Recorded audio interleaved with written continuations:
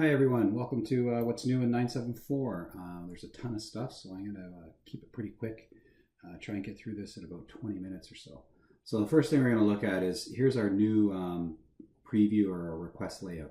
So you're always going to see this whenever you open up a request. You're either going to see this one or any custom defined requests. Yes, you can actually create your own request layouts now.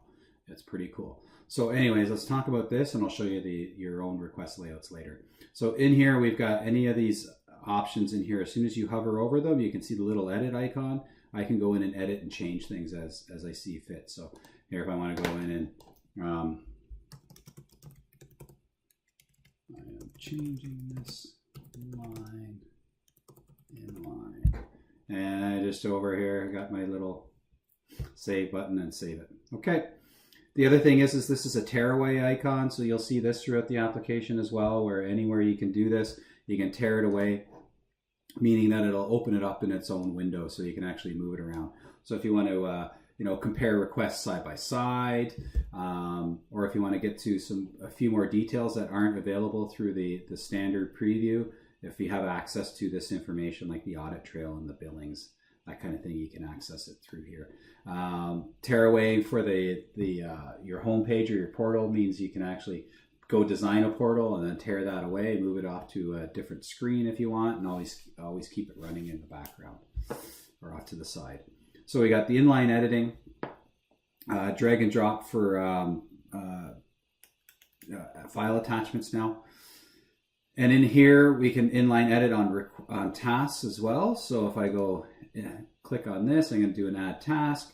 If I want to actually change the type of task, by default, it'll add whatever the default task is that you've defined for your project. Or we can go in and select the list. So it'll give me the task list as before, so I can add in whatever I need.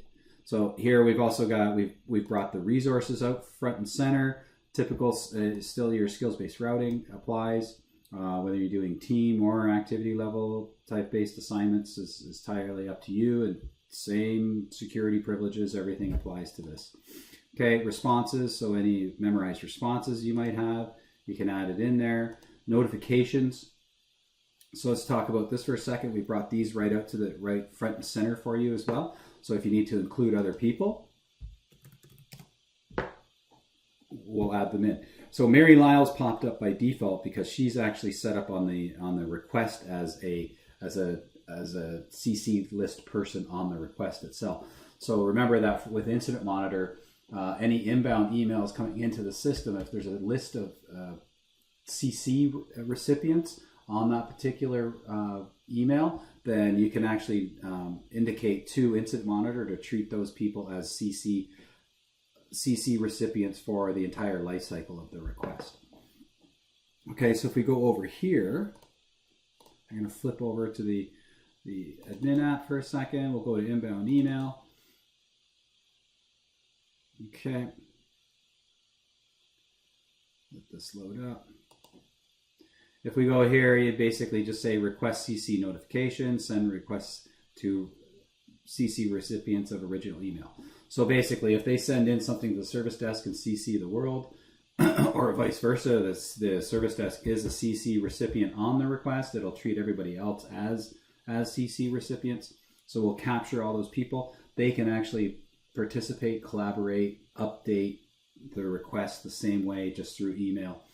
Even if there's no request number on the line, if they're replying back, and this treat email from contact with same subject line as a request update is set, then we'll actually append that existing information to the request. It will look at whoever is on the CC list, the recipient list, and look at the subject line and see if there's a request, an outstanding request that's currently open. And if there is, and that person is on that CC recipient list, it will actually append it to it. So it avoids the whole situation as well of somebody CCing 15 people on a particular request, and then everybody has keeps responding back, and every one of those responses actually creates a new request within IncidentMonitor. Setting this will actually just append all of that and gather all of that out of band information onto the thread, onto the request, and thread it correctly. So you'll see all of that information You'll see and who did it and when. Okay. So let's go back over here. So you've got access to all of that right there. So you'll see right here, we update CC list and the notify, we can see it on as well. Okay. So we've actually brought out all of our milestones right out front and center. So we have access to everything as well. All of our different options, these are all the same as what we had before. So we can actually include all of these. The email too allows you to actually do an email, like a personal email as well, directly through launching whatever your default email program is. All right, so our custom request layout. Let's take a look at these for a second because this is really cool. So now we can go and define all of our own request layouts based on the type of information that we want to capture. Excuse me. So our custom request layouts. So in this case, I got a subject description, some request classification, and a service policy. That's all I need. That's all I want to capture for this particular type of request. And that is just defined through our forms designer. Okay, so over in the forms designer area,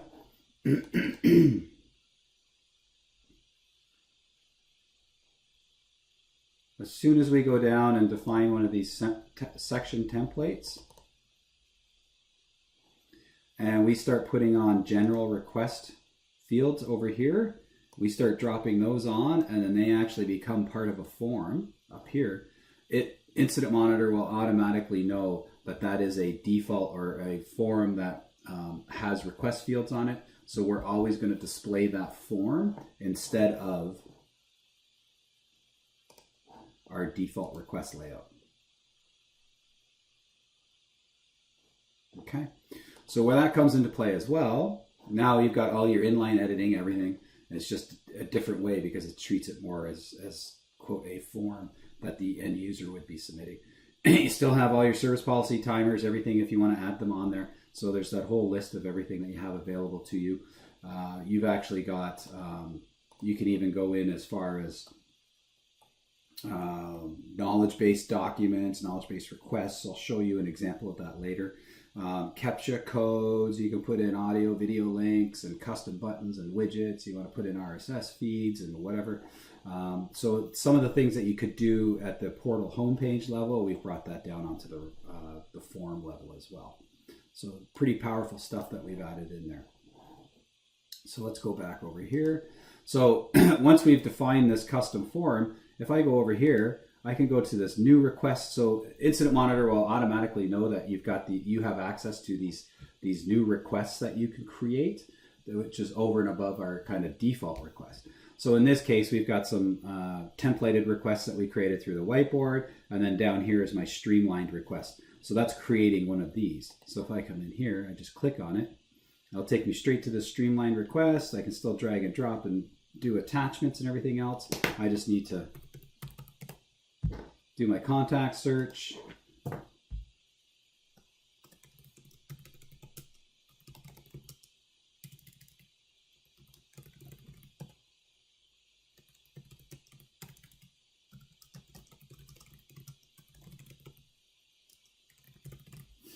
Okay, and then categorization. Again, you can limit your categorization. I just left it open for now. But we can do anything we want. We'll do software office. Let's just do other for now. And then and you can see the service policies that get applied. So if I change it, nothing would apply there. But we go to user, and we go back to our bronze service 48 hours. Okay, so I hit submit.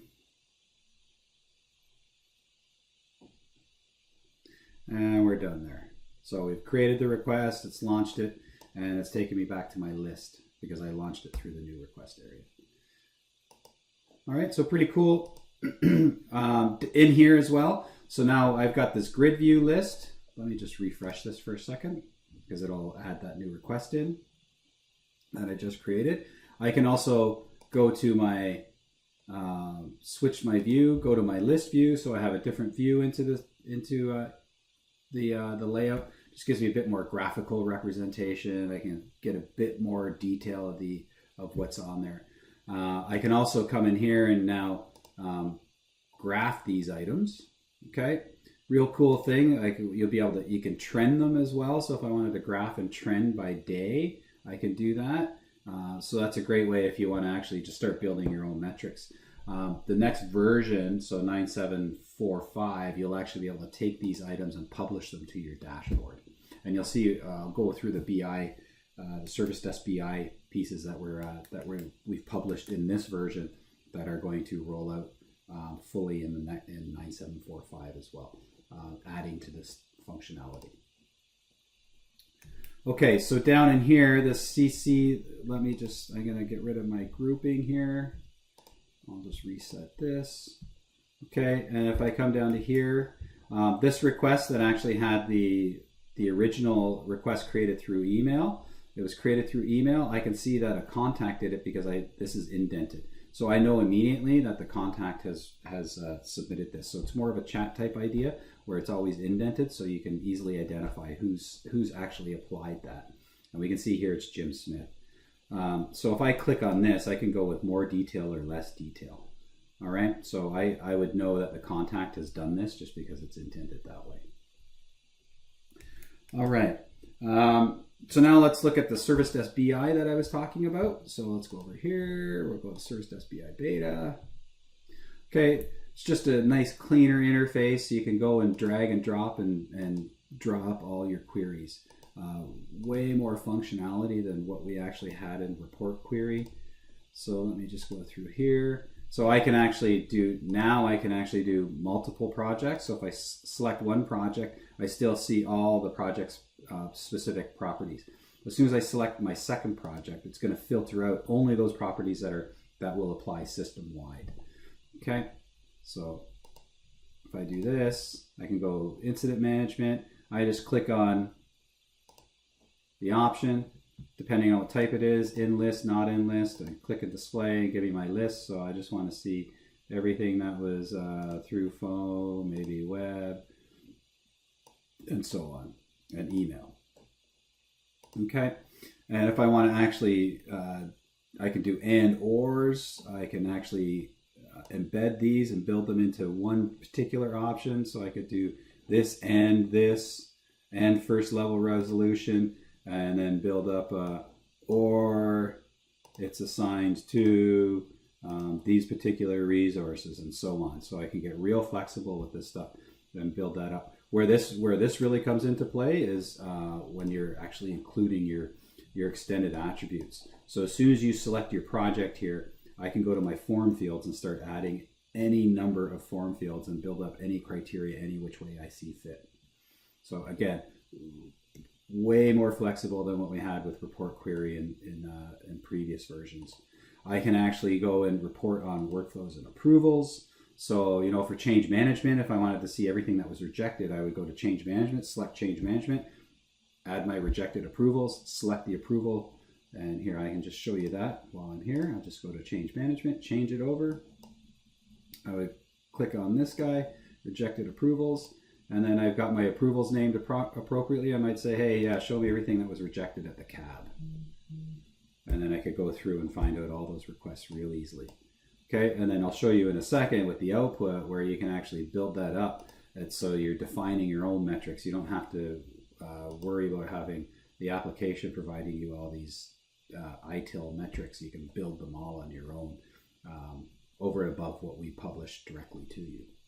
All right, so I'm just going to leave this. Let me just go, I'll add this back in. I'll do an animation. Let's just do that. Phone, let's do web. Okay, and over here I can go my output columns, select any output columns. So let's just do that company. Let's do category. We could do contact full name, for instance. Say request number down here. I can drag these around, move them any which way I want, and so on, and change the ordering of the columns. I have all the different columns, so I have any task columns. So here, if I wanted to say, you know, % complete, for instance, I could add in % complete. That will give me the % completion of the task associated. So that would be more if you're doing the change management schedules or the project management stuff that we released in the last version. So you can now start reporting on that stuff very easily. You don't have to worry about having canned reports for that. SMX columns as well, so we can actually publish all of that external information. And you just run the report. So you select your columns, run your report, and away we go.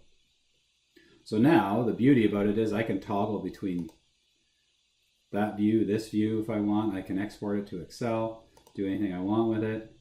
Go here, I can just show you what we were doing before. I can graph that and so on.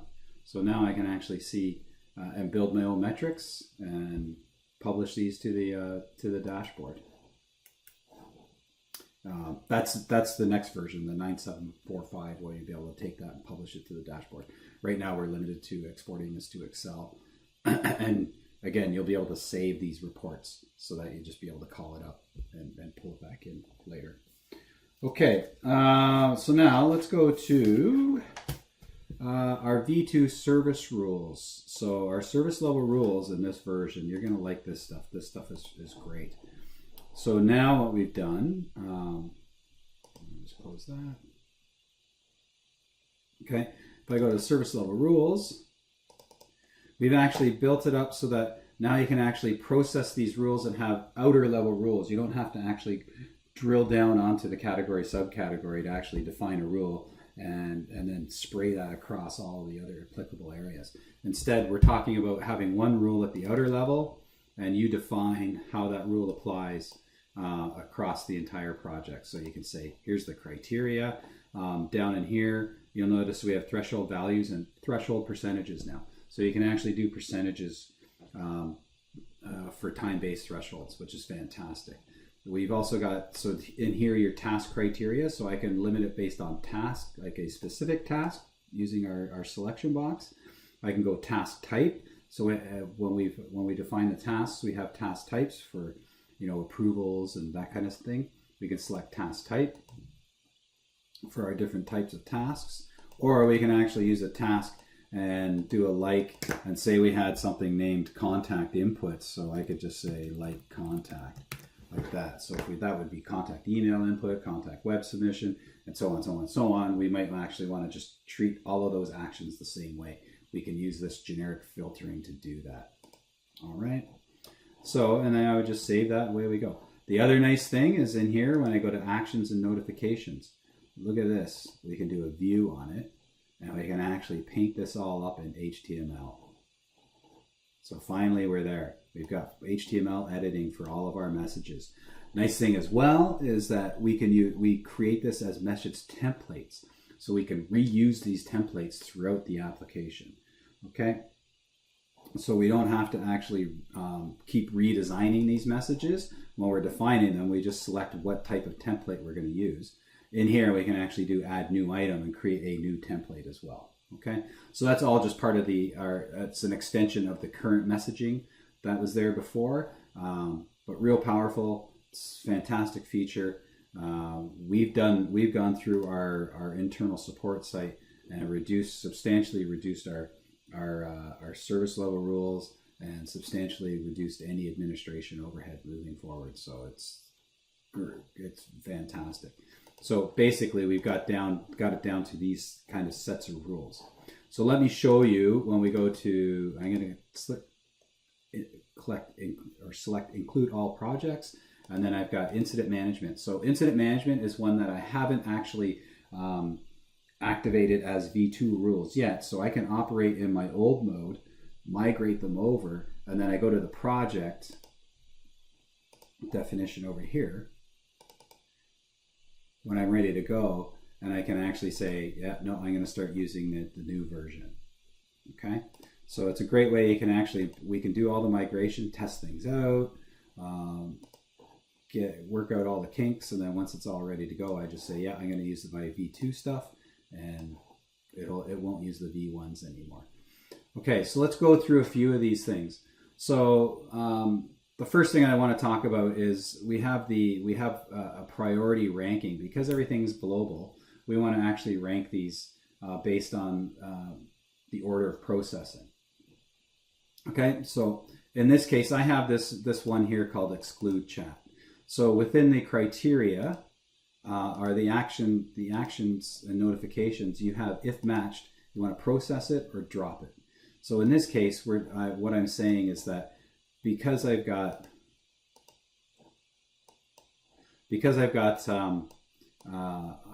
set it up for a chat, which on the criteria is just when the request source is interactive chat, we don't want to send out any messages. So in this case, if we wanted to do that, what we would do is we'd take this. So now we're saying that when it comes in as chat, we're gonna drop it, and then I can come over here and say status/control, and I want to go over here and I want to move up the priority. So as soon as I move up the priority that way and save the rule priorities, now because it's the first one on the list, we're going to process it. It's going to say, oh, hey, I got a chat. Oh, we drop anything. So it's a great way you can actually use this to set all these types of things up and keep all of these rules generic. Okay, so now let's go to our V1 service rules. We know we're going to have a lot of clients out there that have existing rules that they want to kind of maintain and keep. And you might say, well, yeah, I've got some good layouts and I just want to keep those messages. Well, we can come in here and do let's say contact email input. So we're going to send off a contact email input. It has a message to the resource and so on, okay? So we're going to come over here. I'm going to do a migrate rule. I'm going to say yes, I want to create the message along with it. Oh, I've already got one created for that, so let's not do that one. How about a time to resolve? Let's try a time to resolve. We're going to migrate the rule. There we go. So now when we come over here, it's a time-based, actions notifications. It's actually created my message template for me. So I can come in here and view my message template. Okay, go in, make all the changes I need, any HTML, everything else. So pretty powerful, pretty quick, great way to actually modify all this stuff. Your subject up here, we've broken that out so you don't have to embed it within the message itself. We're treating everything separately. Okay, again, you can do all your HTML formatting and everything else within here. Would you like to say the changes you made? And there you go. So I basically migrated that rule across. The other thing I'd want to do is go to criteria, make it generic so it's not specific to that particular category subcategory pairing. Okay, hit save. Oh, I have to put it.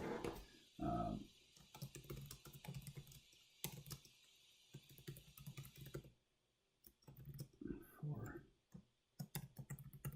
TTR. Okay, and if we come back over here, now I have my time-based notification rule. Okay, so real easy way you can migrate all these things across. Like I said, we can actually go through and start testing these as well. So we can actually go in and say, I could put in a request number. Let's say I till I1554.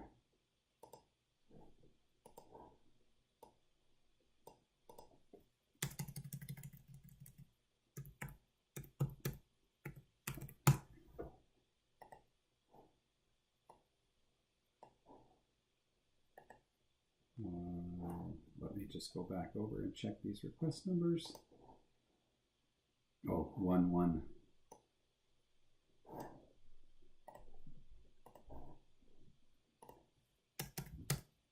1, 1, 5, 3. Okay, so we've got this request. I can do a time simulation and see what's actually going to occur based on that particular. So we could actually do this time-based one and see when we would actually violate. Or I could do task simulation and add in any task in there and see what's going to happen. So let me just do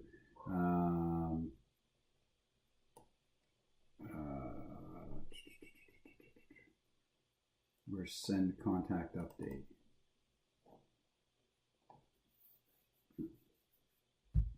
Okay, so it'll give me the show matching rules and list.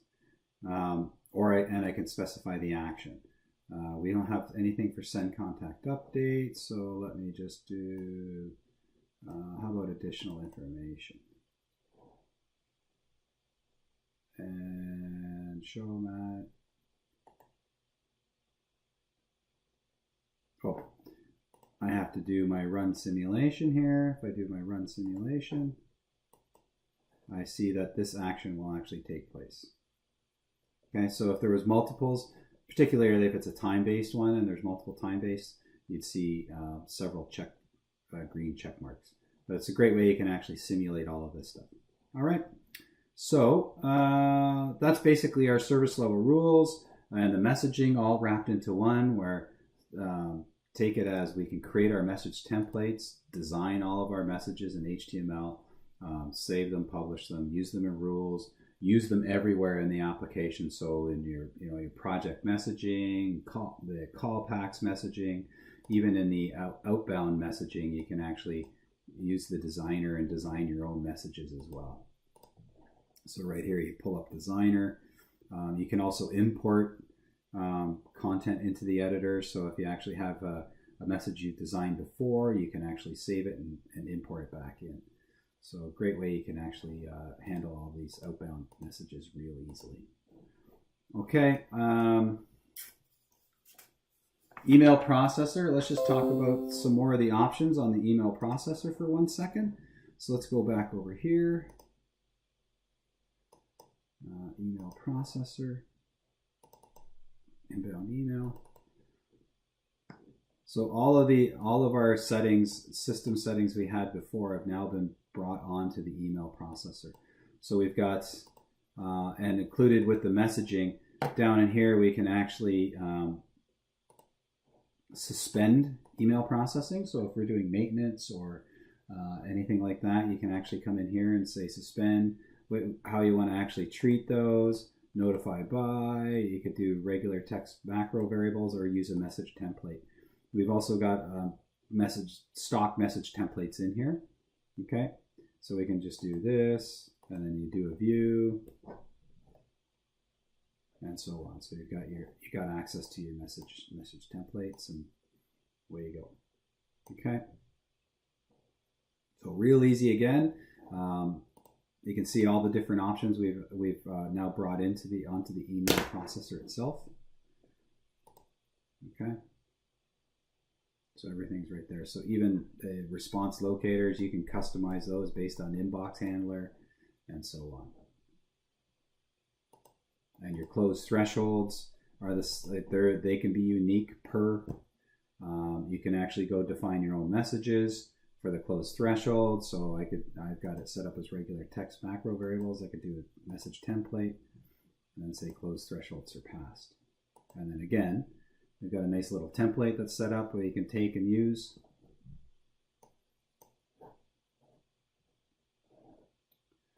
Okay.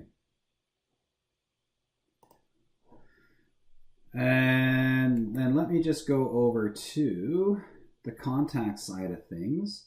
So we've updated the service queue.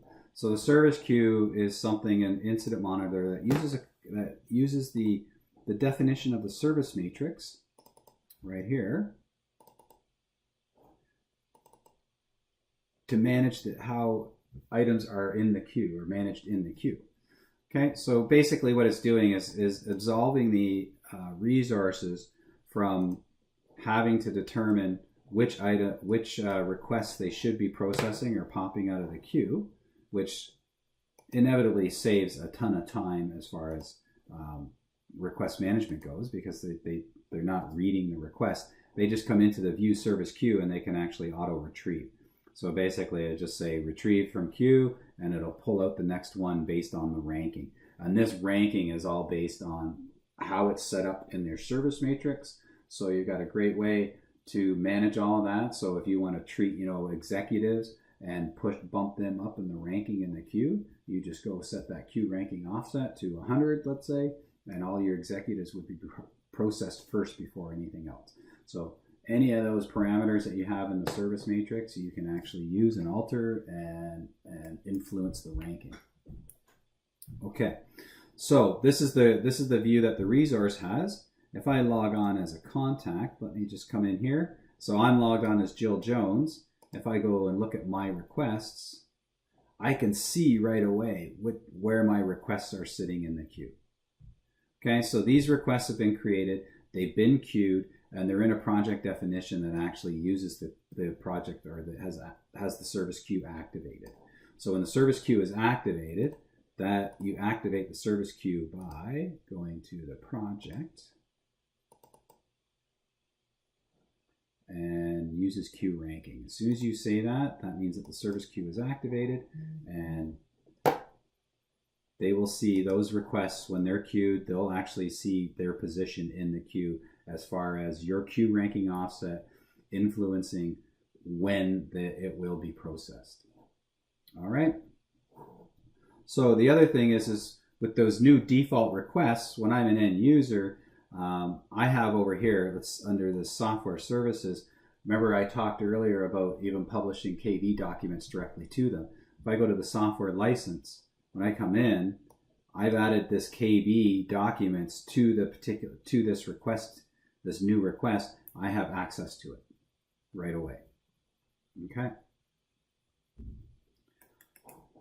So right away, as soon as the end user starts typing something different, it's going to change the content or the document selection based on the content and based on the text that they've typed. Okay. So the new requests as well.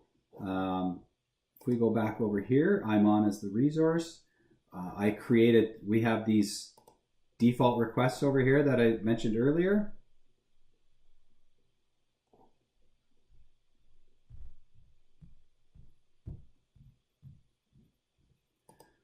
And we have the new request items, or the new request menu. So as things are published, they get put into the new request menu, and they become default requests that we can actually create very easily. Okay, so again, you can design your own requests. You can turn off our default request and just use these if you like. And then, so totally customize the interface. You can put branding and everything in here and have it totally customized for your particular installation in your environment. So the enhanced APIs, let's just talk about this for 2 seconds here. So I'm going to go in. Where that comes into play is through our data integration. So data exchange over here.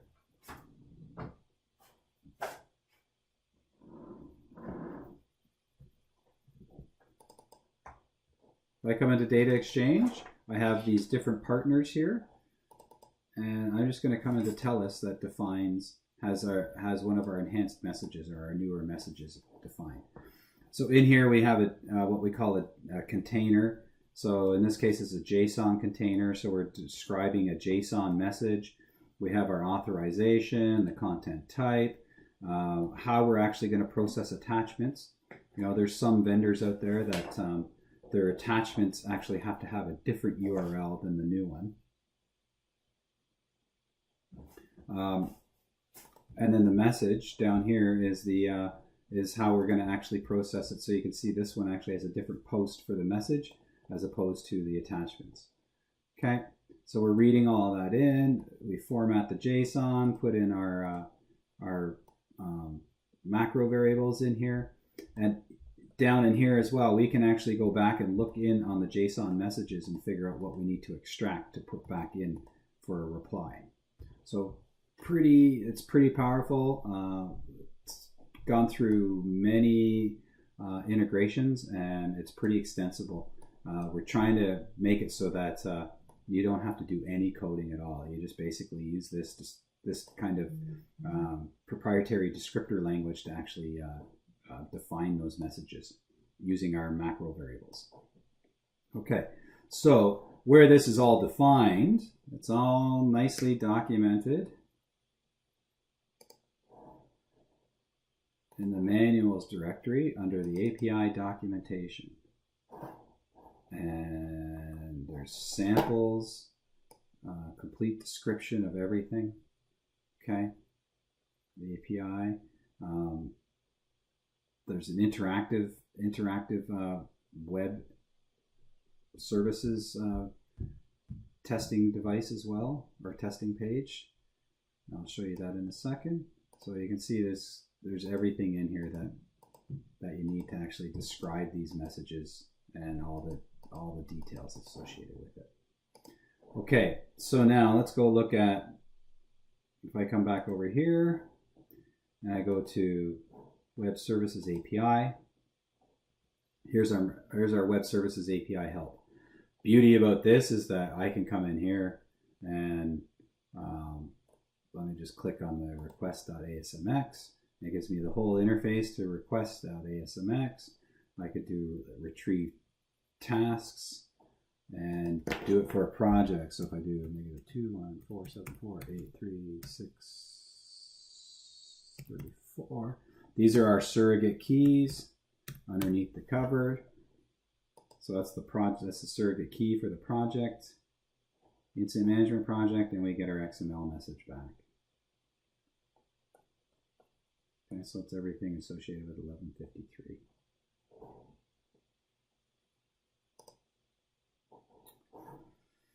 All right, that's hope you've lasted all the way through.